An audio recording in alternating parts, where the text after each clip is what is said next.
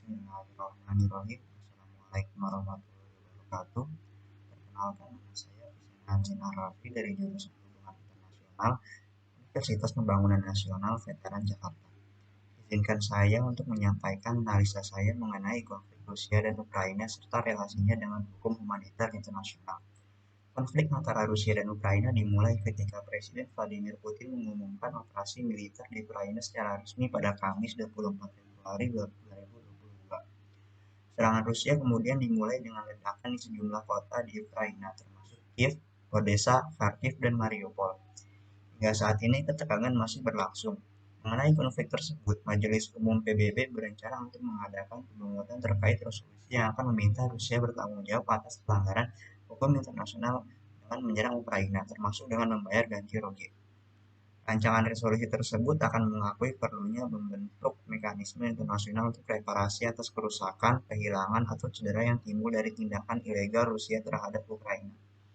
Resolusi itu juga akan merekomendasikan 193 negara anggota Majelis Umum PBB untuk bekerja sama dengan Ukraina untuk membuat daftar internasional yang akan mendokumentasikan klaim dan informasi tentang kerusakan, kehilangan, atau cedera pada masyarakat dan pemerintah Ukraina yang disebabkan oleh Rusia.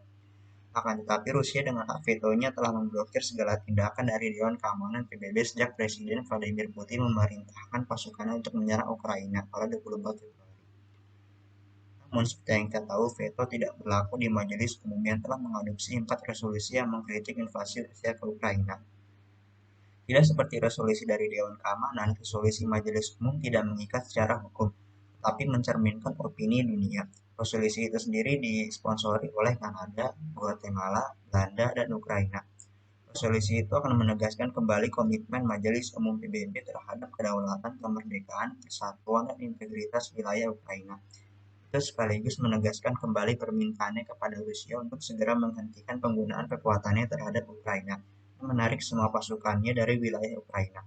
Ini juga mengungkapkan bahwa keprihatinan besar atas hilangnya nyawa pengungsi sipil, penghancuran infrastruktur dan sumber daya alam, hilangnya properti publik dan pribadi, dan bencana ekonomi yang disebabkan oleh agresi dari Federasi Rusia ke Ukraina.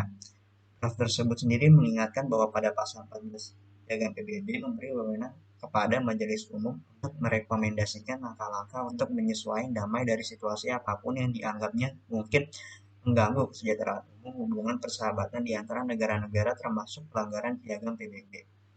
Ini juga mengacu pada resolusi Majelis Umum yang diadopsi pada tanggal 16 Desember 2005 yang judulnya Prinsip-prinsip dasar dan pedoman hak atas pemulihan dan reparasi bagi korban pelanggaran berat hukum hak asasi manusia internasional dan pelanggaran serius hukum humaniter internasional. Humaniter sendiri adalah seperangkat aturan tentang penggunaan kekerasan yang dapat digunakan untuk menundukkan pihak musuh dan prinsip-prinsip yang mengatur perlakuan terhadap individu dalam perang serta konflik bersenjata. Dari hal tersebut kita dapat simpulkan bahwa humaniter itu sebenarnya tidak melarang adanya perang, namun mengatur supaya perang tersebut dapat lebih memperhatikan prinsip-prinsip dari kemanusiaan. Prinsip-prinsip tersebut sendiri adalah yang pertama, prinsip perbedaan antara penduduk sipil dan kombatan atau prajurit yang berperang. Yang kedua, prinsip larangan menyerang terhadap mereka yang termasuk dalam hors de combat atau kombatan yang tidak lagi terlibat dalam pertempuran karena sakit, terluka, terdampar, dan menjadi tawanan perang. Yang ketiga, prinsip larangan menimbulkan penderitaan yang tidak perlu.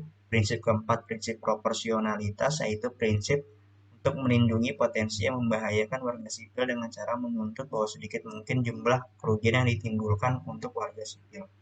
Yang kelima, prinsip tentang kepentingan militer, dan prinsip yang terakhir ialah prinsip kemanusiaan. Dari prinsip-prinsip tersebut dapat disimpulkan bahwa serangan yang dilakukan Rusia ke Ukraina dapat dikatakan telah melanggar hukum humaniter internasional. Hal ini karena berdasarkan laporan dari Organisasi Kesehatan Dunia atau lebih dikenal dengan WHO, di mana sebanyak 260 kali serangan yang dilancarkan Rusia mengenai rumah sakit atau fasilitas kesehatan yang berada di Ukraina.